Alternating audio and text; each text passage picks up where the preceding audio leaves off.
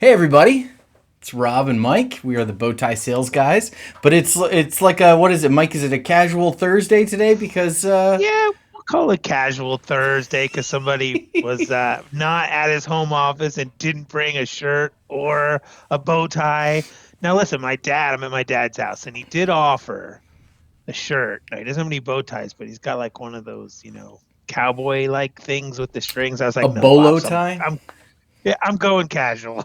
I'm not taking your Western wear from you. But yeah, so next week Oh, we'll bring the bow ties back. nice, nice. Well, yeah. Well, we are sans bow tie today, but we're still the Bowtie Sales Guys.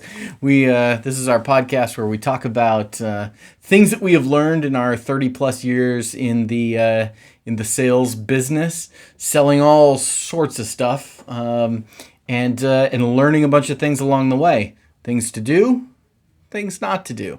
And so Exactly.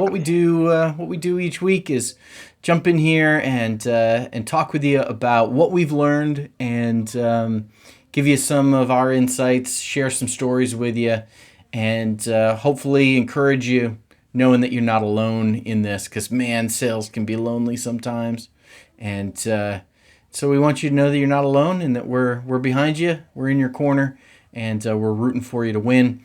And so today we're going to talk about a big idea, how to make the big ask, tremendously important thing, and then we'll also have a tip for you, that's something that you can do today to make your life easier as a salesperson. Mike, any comments, any thoughts as we get started today?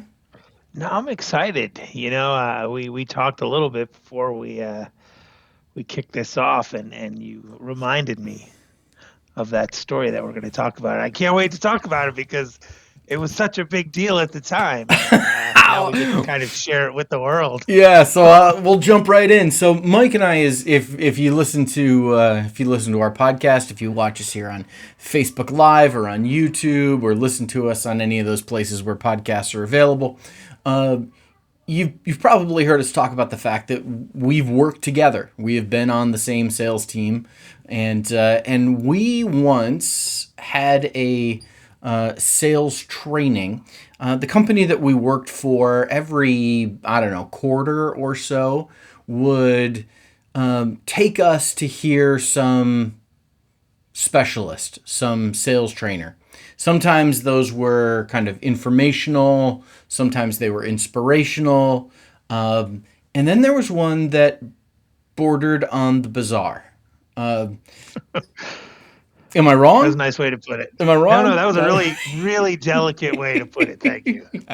So we were gathered at a local country club, and all of us salespeople were there. And I can't remember, were there people from one of our competitors there as well? I don't think at this one. I think at another one that you're thinking Yeah. of. I think this was just us. Okay. So So, well, we lucky were for us. we were gathered at this country club, and our speaker for the day, and listen, just again to set the stage, these are a group of seasoned sales professionals in an advertising situation where we were selling advertising, and you know, I mean, really some top-notch salespeople, some real superstars, people that have been doing it for a long time, and some newbies, frankly, but like a really like a professional seasoned sales staff. This wasn't, well, like a bunch of people right out of college, right? Would you agree with that, Mike? I mean, I would agree. There were these are for the majority, I would say 85% of the people in that room have been selling a long time. They were award winners, they had gone on great trips and they knew what they were doing. Yeah. Our You speaker know, they don't that need the day, basics. yeah, our speaker that day was a DJ turned motivational speaker. I think he was still a DJ too.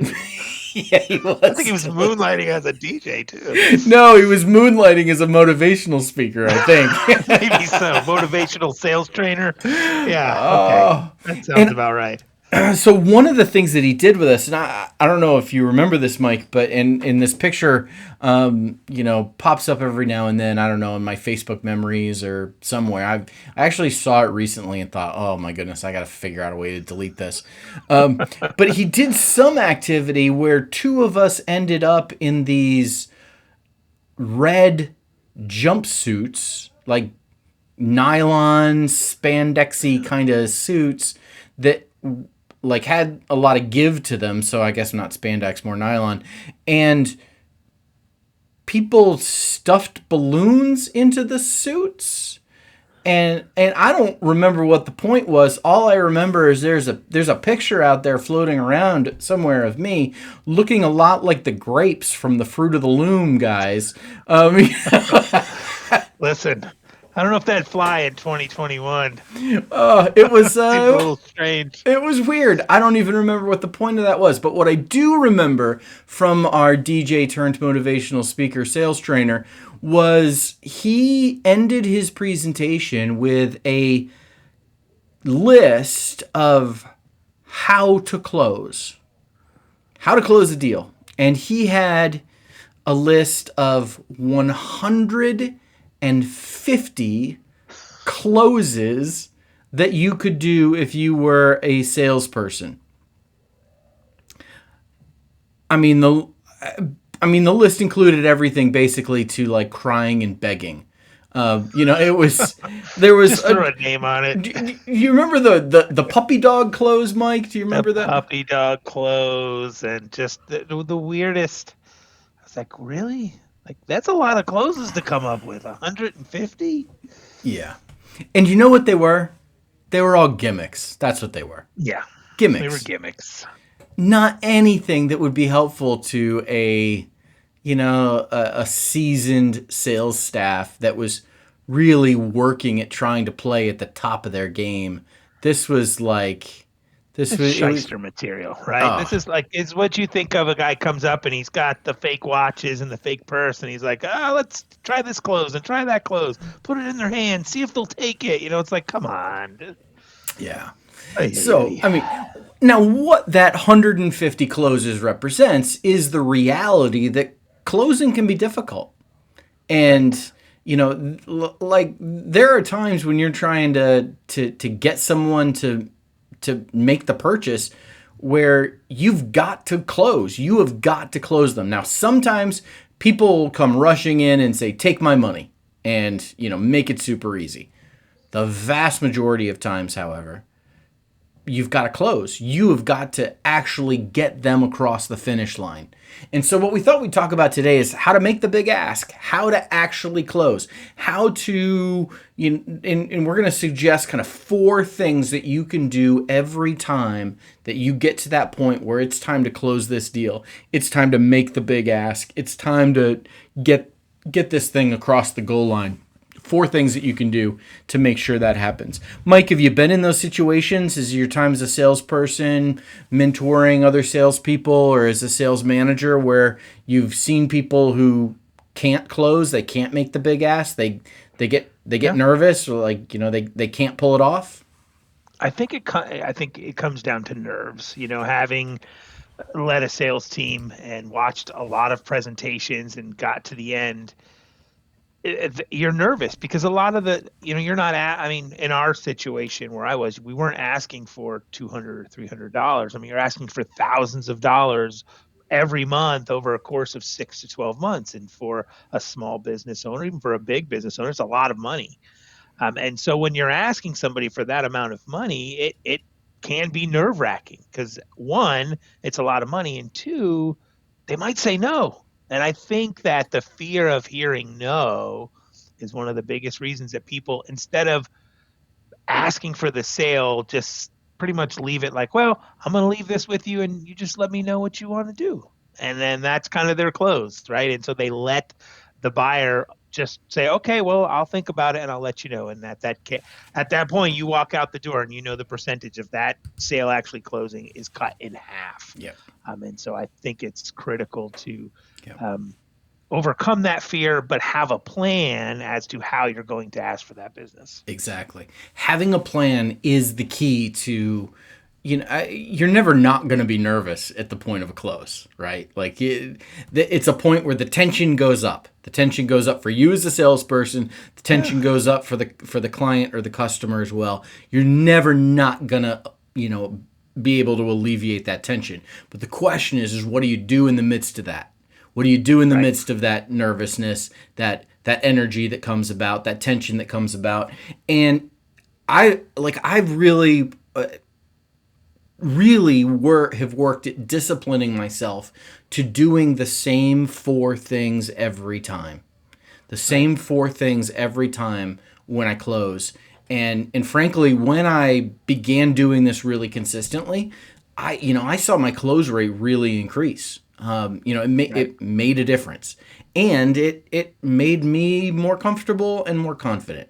And when you start to have success with a technique, like you were doing, because you've practiced it and you've measured it. I know you're a big metrics guy, and so you measured all of these different techniques you've tried, and you honed in on one where that closing percentage went way up. And so I think that's a terrific piece of advice. Yeah. So here we go. 4 things to do when it's time to make the big ask. 4 things to do when you're trying to close the deal. 4 things to do at that critical juncture of the sales process. The first thing is this: advocate for a solution. I'm not terribly interested personally in selling products. I'm not interested in selling features and benefits. I'm interested in selling solutions. I'm interested in solving people's problems. And if I have gone through a sales process with them where I have learned here's what the need is, if I have discovered that, if I've uncovered that, if I have a really clear sense of this is what the need is, then, and we've talked about this in the past, maybe even our first episode, I think it's absolutely critical that you've got to connect the dots between what your product or service is and how it solves that problem. And I want to go into that closing meeting, into that phase of the process where I am now going to advocate for a solution. I'm going to try to explain, here's where you're at, here's the issues you're having, here's how we can help. Here's what we can do. And it's called the consultative sales method. There's lots of different names for it. But essentially what you're doing is when you get to that point of trying to get a completed sale, you're trying to make it as easy as possible for the person to say yes, because it's just clear as day that this is the right thing for them to do. Advocate for a solution. Yeah, I love that. I'm with you.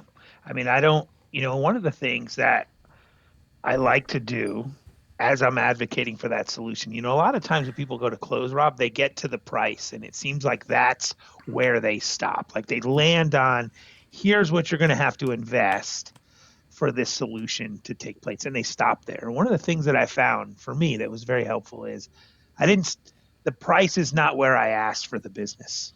I went that next step and I said, so this is the price, but here is what's going to happen once we get this started. It was that assumptive close. And I walked them through every step from the first day, once they sign, what's going to happen up until that solution is implemented.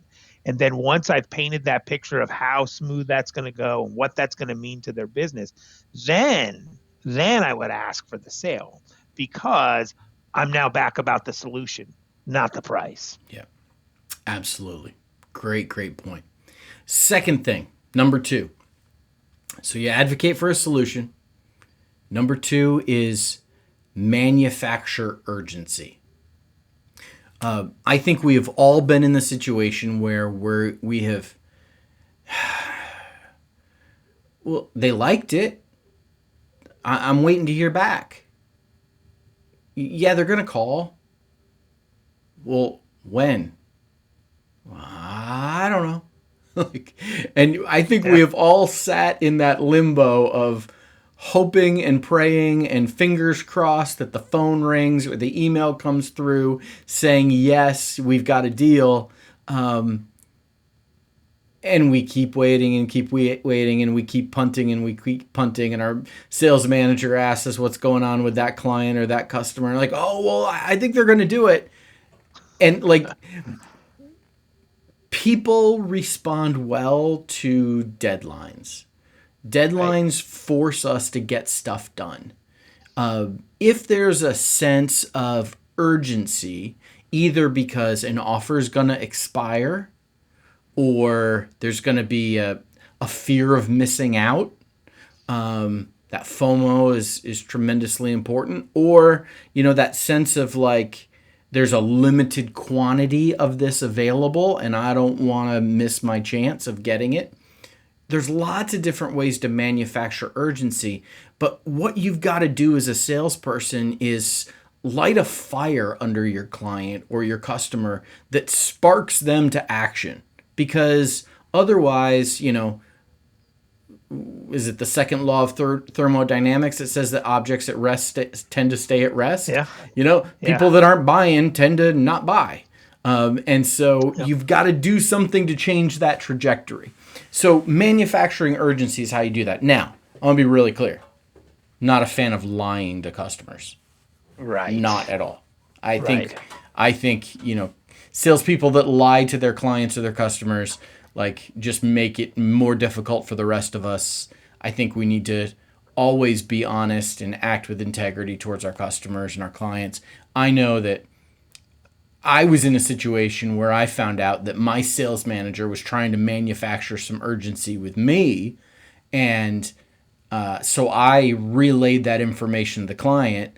The client bought, and I found out later that my boss had lied to me basically said, hey, if they don't buy this, I've got somebody on the other line who's going to buy it right now. He comes barging into my office. Where are they with this? I said, I'm waiting to hear back. They're trying to make a decision. He said, I got somebody on the other line that wants it, but we've put it out to them. You call them right now, and if they'll take it, then, So I called them. They said yes, made the sale, felt great. Then I found out that my boss had made that up.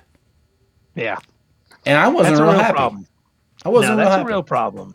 Because, I know you, Rob, I've known you for a long time. You do everything with integrity, and you would never force your customer to make a decision based upon false information. And I'm with you. I think that we have to be very clear with our clients that, especially when there is a situation like that, because situations come up where they do have to make that decision quickly. I sell real estate on the side, and in this market right now, offers come very fast, and I have to make the call to my clients and say, listen, I hate to do this to you, but they're going to accept this offer at this time, and if you don't put your offer in before then, you're not going to get the property. Now, I'm not pressuring you to do it. That's up to you. I just want to let you know what the situation is. And I always have this reservation that maybe they don't believe me, like I'm just trying to sell them a house. But I hope that everything I've done for them from the start, that they see that I do everything with integrity. I'm honest with them about everything, and so they can trust me. But I'm with you. Got to be honest about it. And the other thing is, I think that urgency starts before you ever get to asking for the close. You should be building in that urgency from the very first proposal and presentation, and talking to them about, you've done the discovery, the solution, why they're doing it and what's going to happen if they don't. And that's something that you should be talking about and reminding them throughout the process that, hey, we need to move quickly on this to solve this problem. But if you wait until it's time to sign to build urgency, I think that's where people start to get a little like, why is he being so pushy? Why is he pushing so hard to close on this deal? Yeah. And so I think there's some ways to manufacture urgency in a real honest way. One of them is what you just mentioned, Mike, and that is to all along the way be reminding the customer of the impact that happens if they don't make this choice. If you're advocating for a solution that's going to solve a problem for them, lay it out of like, this is the money you're leaving on the table by not doing this. These are the customers you're losing by not doing this. This is the additional cost you're going to be incurring by not doing that. Whatever it might be, it like that can help to, manufacture urgency. I think you can put an expiration date on an offer. Oh And yeah. certainly it's the type of thing that, you know, it can be arbitrary. You can make it up. You can pick it out, but put an expiration date on that offer. And obviously there might be a situation where you want to, make an exception to that. But if you're making an offer that, have some sense of like this, this isn't good forever. Yeah. This has got an expiration date. That type of thing can help. Having a limited quantity can help. There's only so many of these things available. That's something that can help. And again, you need to be honest about that. And if you have a limited Right. quality, that means price is probably going to go up. So you've got to factor all of that stuff in. One of the things that I used to love to say to clients would be something along the lines of, I'm on a team of 10 salespeople. So that means I've got 9 other colleagues who are out there pitching this idea to their clients right now. Yeah. And you just And that was true. Yeah, it's absolutely true. But and I have no idea if all of their clients said no or not, but Right. but it just creates this sense of, we want to get you signed up for this before somebody else does. Because it's not just that we're competing, it's not just that, you're competing against my other clients. You're actually competing against all the clients that, Yeah. So, there's different things that you can do to manufacture urgency. Now, just to circle back, don't be the salesperson who cried wolf, right? Right. Don't be the one who, is always this. Manufacturing urgency is not being gimmicky. It's about, Right. it's honestly doing something that taps into the buying impulse that people have, and doing that honestly and with integrity.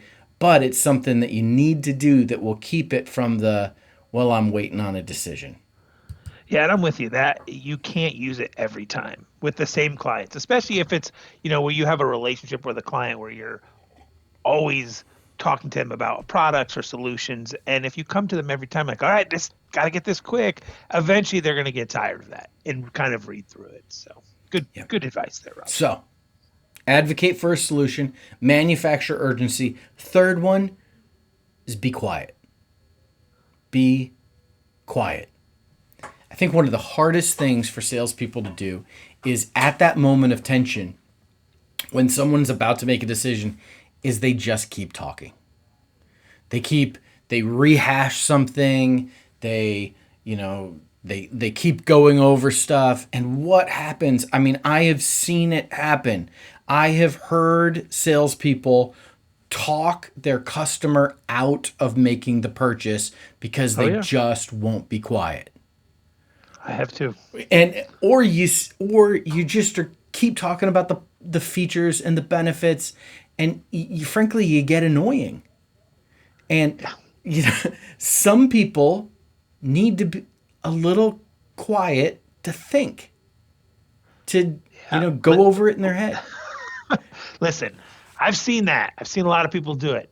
I've never seen anyone do it as well as you, to sit there and be quiet. I mean, I will do it. Whoever's listening, it's a thing of beauty to watch, because it is not my gift, because when I'm with someone, silence is it's hard. It's hard for me to sit in silence, and I don't care who it's with, especially in a sales situation where I can't just whip out my phone and start looking at it and not have to worry about having a conversation. I mean, you are sitting there in silence looking at this person. And I will say, I've never seen anybody do it as well as you, Rob. And I mean, folks, we're not talking like 5, 10, 50. We're talking a minute, 2 minutes. Rob just sits there on the chair, sits back, just kind of waiting, lets the person think. And if you've ever heard the adage, the first person to speak loses, Rob doesn't lose much. He doesn't speak. It's great. Great. It's one of those things that I actually kind of have some fun with it now. Is like, I know what's happening in that tense moment. It doesn't feel as tense to me, because I'm like, okay, this is the part where it's gonna get tense. That's gonna be fun. I'm going to make the ask. I'm going to say, is there any reason why we don't want to go forward? What's stopping us from saying yes? Are you ready to go? And then you just be quiet. And then you let them answer. Let them answer. One of the things that go ahead, Ralph. I was just going to say, one of those mantras that I repeat all the time is don't say no for them. Don't assume they're going to say no. Assume they're going to say yes. Don't say no for them. So give them the opportunity to say yes. And you got to close your mouth and open your ears to be able to do that. In my role now as a sales trainer, especially in a virtual environment, trying to get people to answer questions can be very difficult. Yeah. Because a lot of people just don't want to speak up. They don't want to say the wrong thing. They don't want to embarrass themselves. And the technique of just, you ask the question and then you just let there be dead air, somebody will always answer. Somebody will always come off of mute and answer because they don't like the silence either. Yeah. And I think your clients are going to they will end up in that position. They're going to want to answer because they probably don't like the silence either. So that's right. You're going to get something. Yep, exactly. And whether it's no or yes or, hey, I've got to think about it. Well, listen, what are the things that you're thinking about? And you can uncover some objections at that point. But you got to be quiet and let them answer. You let them choose the adventure, right? Exactly. Which way are we going with this? Exactly. Yes, no, or we got to work a little more. Exactly. So, advocate for a solution. What was the second one? Manufacture urgency. Yeah. Be quiet. And then the third or the fourth one is follow up. Follow up. Now, listen. There's going to be those times where people say yes right out of the gate and you're all set. But so often people are going to have to think about it, or more likely they're going to have to talk to their spouse or partner. They're going to have to talk to their, their boss. They've got to run it. We see a lot of that, like where you're not getting to the decision maker the first meeting. Like it's basically an internal cheerleader for you. Yeah, and so but there's work to be done. Yeah, it's more than that. I mean, they want to do it, like it's their area, it's their thing, but they've got to get some kind of approval. Right. And it's not that you would, you need to go over their heads necessarily. We've been in those times, especially working with, we would work with national clients that had local offices here in our area, and the local office would be all about it, and they just had to run it up the flagpole back to corporate and get the final yes. We would not pitch to corporate. We would pitch to that local person. You're right. But they have someone else to make the money. Yes, exactly. So we're waiting for that answer to come back. Whether it's the person, making that final decision, or just making sure their ducks are in a row, or whatever needs to happen. So many salespeople don't do the follow-up. They just flat out don't do the follow-up. And I mean, it's something like, there's one study that says that 80% of sales happen in the 5th to 12th connection between a salesperson and a prospect, but only 12% of salespeople contact their prospects more than 5 times. There's some salespeople who are never getting the yes because they're not following up enough to get there. Yeah. Now, the follow-up needs to be meaningful. I have sent the, hey, just checking in emails, but man, I would love to have a better reason to contact them than, hey, I'm just checking in.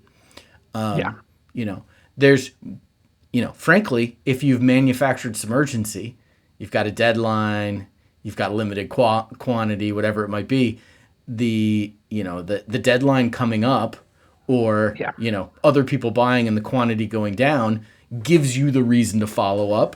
There's definitely that gives you a reason for sure. So these things work together. Can create dates, right? I know we've talked about this before, but doing the next best step. So what is that next step? Okay, so you're not going to say yes today. When should we connect? And it's if you can get a date when you're supposed to connect, now you have a reason to call. or to email, because we said this was going to be the day. And so you've manufactured a reason Yep. by taking that effort. But if you, like you said, if you just leave it in, okay, I'll follow up with you. Yep. I'm just checking in. Those are the worst. Yeah. I'm with you. I don't like getting the, hey, I'm just checking in emails if someone's trying to sell me, and I really don't like sending them. Yeah. And what you can do is ask the specific question of like, okay, you've got to have a conversation with your boss about this, to get the final approval. When does that meeting happen? Oh, you've got a weekly one-on-one with them on Tuesday? Great. How about I'm going to give you a call on Wednesday morning. Does that sound okay? Perfect. Now Wednesday morning you're making that call. Hey, how did the conversation go with your boss? Are we ready to move forward? Yes. If it's no, it's like, well, is there something? What do we need to do? Doing that follow up and having specific follow up to do because you have asked the right questions all along means that you're going to get more sales.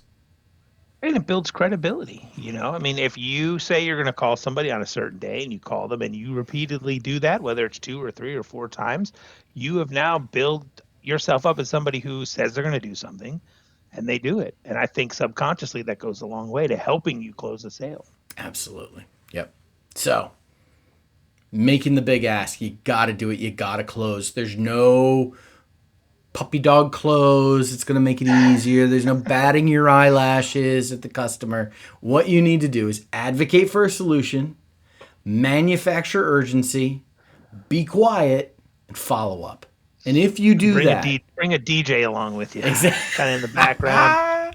That's actually our tip. Music. That's our tip for today. Right. Actually, bring the DJ. Yeah, actually, our tip for today is actually just a simple thing that actually comes from the print world. But I think that there's probably a lot of salespeople that don't necessarily do this in the digital world, and that is to use mail merge. Now, if you know what mail merge is the ability, it's built into Word, for instance, if you're sending out a lot of letters. There's different places where it's built in. I think Microsoft Word was kind of maybe where it started.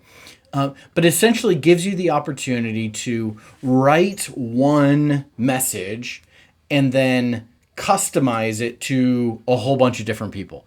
So instead of copying and pasting, I mean, Mike, have you ever done the thing where you're sending, you've got an offer, you got something, you're sending out an email to 10 different people and you realize that, you've customized it where you've got their company name or something down in a paragraph and you realize on number 8, oh no, I haven't been changing the company name and I just sent several emails with a wrong name in them. I did it the first name, like 3 in a row. It's like, Dear Susan, and it was going to John and Steve and Mike, and I was like, oh. So now I have this dilemma. Do I email back and say, hey, Susan, or Mike, sorry I called you Susan, but you're busted. They know that wasn't a customized email for them. It was just copy and paste, and you slacked on that. Exactly. So what mail merge allows you to do is to put a placeholder, and depending on the program that you use, a little bracket that says first name, and it will go look at a spreadsheet or look at your CRM or however you have it set up, and it will pull from the first name column, and all of your emails will have the right first name. You can also customize, if you have company names, same thing. So if you've got some longer pieces of text, I have used mail merge where in my spreadsheet, I'm writing full sentences that are customized for each of the individual people. And then those are getting plugged into the email. And I know okay, this is really highly customized, but once it comes point to actually send it, man, you just click send once and you're not copying and pasting. You can often you can schedule them, and it just is a time saver, a mistake saver, a headache saver. And if you are a salesperson that's using email, you ought to find yourself a mail merge program. And I love using Gmail. And there is a great mail merge program that's available for free in the Google Play apps that can be plugged in. You use it with a spreadsheet in Google Drive. So you put your information in a sheet, and you write your draft email in your Gmail, and you go through and make sure all your information is there, and it can send a test email to you, so you double check it and make sure it's all right, and then you hit one button and it goes out. I think it's something like $30, and if the free version doesn't have any tracking information, and there's a little note at the bottom that says sent by mail merge. It's real small, it's unobtrusive. Or you can pay $30 and you can track who opens the email, who clicks on things. It has all of that built in, and that sent by mail merge is taken off, and it just, there's no branding at all. Totally worth the money. Something that if you're using Gmail, you absolutely ought to check out. And you can also include a BCC in there, so that if you're using Salesforce or another CRM and you want to have that email go to your client so you get the credit for the activity of doing it, you could build all that in as well. It's all there. It works like a charm. It's something that people ought to check out. Very nice. That's a great tip, Rob. It's efficient, right? Saves time, keeps you from making mistakes, which I love. So, great tip. For sure. Well, listen, Mike, great to chat with you today. Hopefully folks be enthusiastic and excited about heading out there and making some sales as we head into October, and it feels like a new season. Thank you for listening. If you are on Facebook, we would love to have you give us a thumbs up. You can find our Facebook page, Bowtie Sales Guys. If you're on YouTube, we love the thumbs ups on the videos there. If you're listening on Apple Podcasts, a 5-star review would be fantastic. Let me make the big ask. Please give us a 5-star review. I don't know quite how to manufacture urgency on that, but I should just be quiet and let you do it. So, Mike, great chatting with you today, and we'll be back next week. Sounds good, with bow ties, hopefully.